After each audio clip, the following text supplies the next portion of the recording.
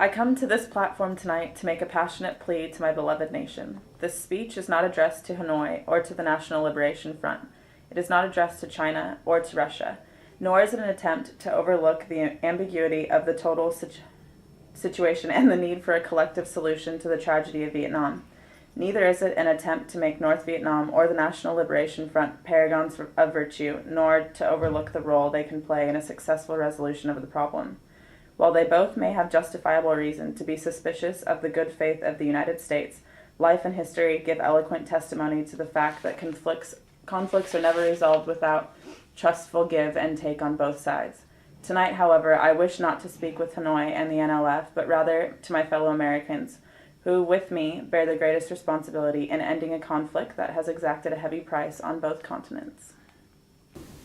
I don't know if I think we learned more about like the civil rights movement more generally than about Martin Luther King specifically.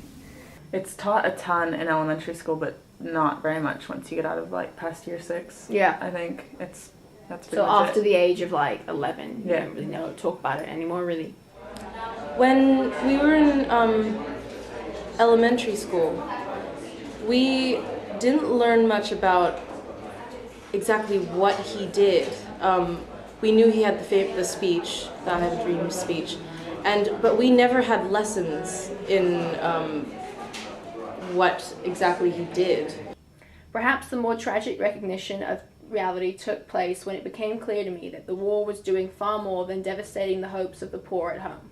It was sending their sons and their brothers and their husbands to fight and to die in extraordinarily high proportions relative to the rest of the population.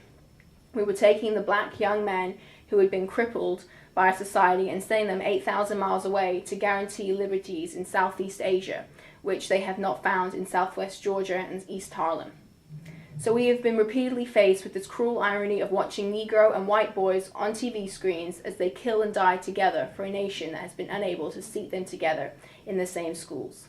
So we watched them in brutal solidarity, burning the huts of a poor village, but we realized that they would never live on the same block in Detroit.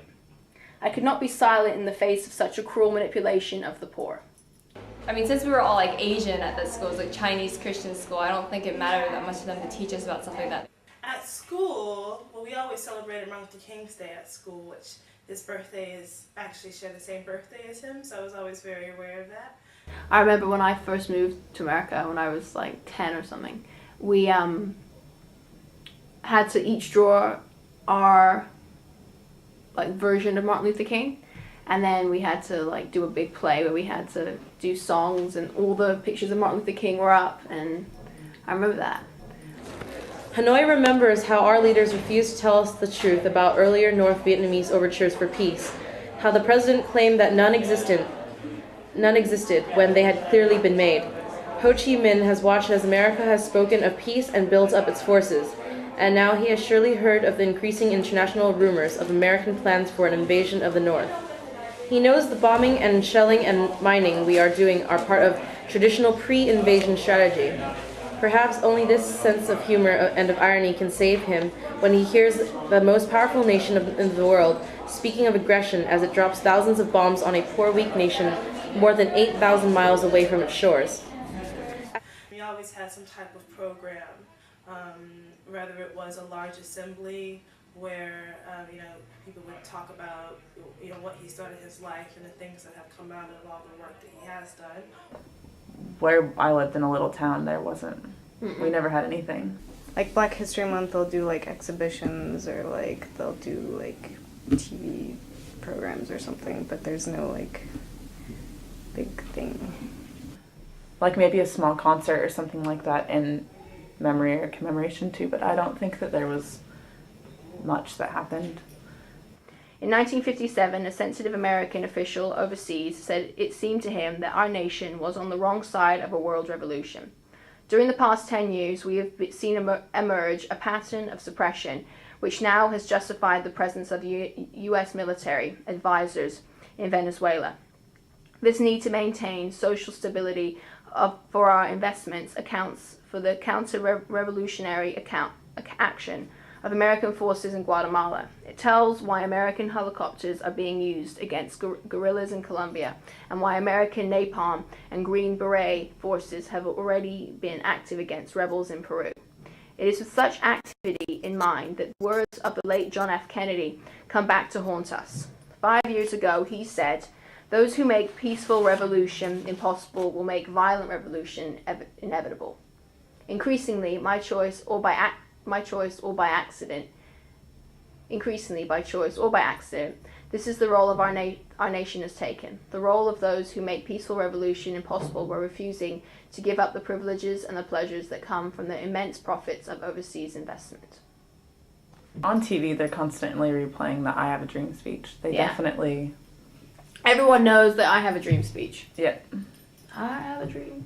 Everyone knows it. I would say that for sure. Yeah. I think I know a little bit even more about the Rosa Parks story than I really do about Martin Luther King. Besides that, like, first 2 lines of his speech or something were like, "I have a dream," and that's about it. The thing about that speech is, like, it's the most, like, easy to swallow, like, well, not commercial, but, like, what's the word? Like, it's, like, the most easy to swallow, like, it's really, benign kind of speech, and so that's, like, everybody knows it. But, like, his other speeches are a lot more, like,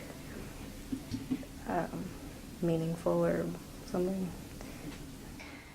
I'm convinced that if we are to get on the right side of the world revolution, we as a nation must undergo a radical revolution of values.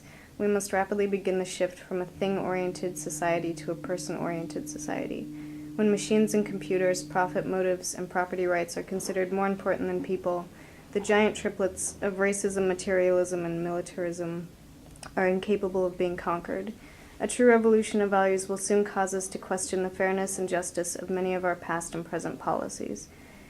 In the one hand, we are called to play the Good Samaritan on life's roadside, but that will be only an initial act. One day we must come to see that the whole Jericho must be transformed so that men and women will not be constantly beaten and robbed as they make their journey on life's highway.